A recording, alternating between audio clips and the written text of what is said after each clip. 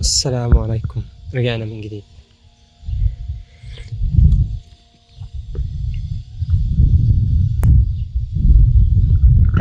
آه يمكن تقريبا في الفترة الأخيرة مش عارف ليه ما شفتش حد بيتكلم أوي عن الموضوع ده، وهو ألفة النعمة.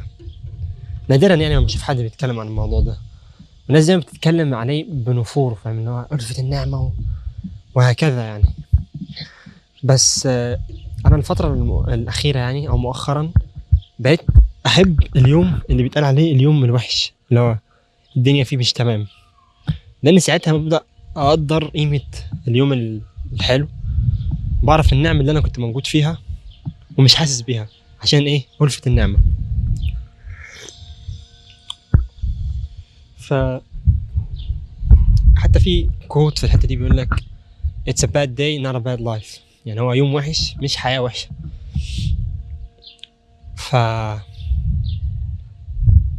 بقيت اللي هو لما يجي يوم وحش بالعكس بقيت أحب اليوم الوحش بزيادة، وبقيت أقدره عشان ببقى عارف إن أنا أكيد هتعلم منه درس معين.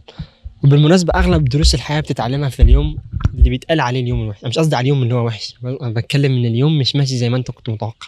ومش قصدي على اليوم برضه، أنا قصدي فترة معينة في حياتك، مثلا قلة فلوس، قلة حاجة، مثلا صحتك راحت، أي حاجة حصلت، أي حاجة، أي نعمة سلبت منك مؤقتا، المفروض بتتعلم من الموضوع ده درس يعني، وتقدر النعمة اللي أنت كنت موجود فيها بس مش حاسس بيها، عشان بقيت متعود عليها إن كل يوم بتاكل، فمش هتحس نعمة الأكل أوي غير لما يعدي عليك فترة ما تاكلش، أو الأكل يبقى أي كلام مثلا.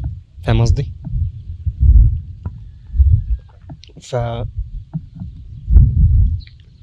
فأنا عشان ساعات برضو عشان أطلع من الموضوع ده بحاول إن أقعد مثلا كده كل يوم الصبح تمام، بالذات يعني في بداية اليوم، يعني أحسن حاجة هي إني بقعد كده بغمض عيني بقول الحمد لله، واقعد اعمل كده كذا مره، فاهم، وهحاول اتنفس وانا بتكلم، انه مثلا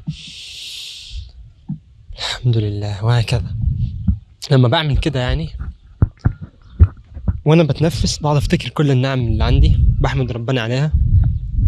بحاول اعمل كده كل يوم، يعني مش منتظم، بس بحاول اعمل كده كل يوم عشان اقدر ان كوبايه القهوه مثلا ما اقدرها، القعده اللي انا قاعدها ديت مش في سجن مثلا، او ان اروح مثلا اتمرن فانا قادر امشي، قادر اشيل حاجه، قادر اتنفس، قادر اكل، قادر اتكلم، قادر اسمع، قادر اشوف، قادر اتحرك.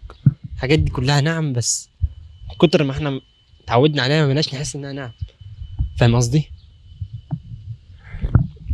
ودي حاجه وحشه برضه. تخيل انت ربنا انعم عليك بحاجه وانت ما تحسش انها نعمه من كتر ما هي يعني موجوده معاك. تاكل كل يوم عيش مثلا، تسمع فيديو على النت يقعد يقول لك ما تاكلش عيش والعيش مضر ومش عارف ايه، هتبدا تنفر من العيش، مع انه نعمه نعمه انت بتحاول تبعد عنها، وهي نعمه. ازاي يا جدع؟ مش بتكلم عن عيش بالمناسبه يعني، بتكلم عن اي اوف. لا وقعت، ده القهوه. وقعت. ف حتى في آية في الموضوع ده أنا نسيتها،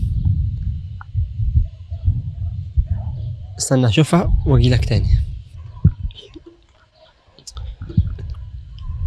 أنا كنت فاكرها والله.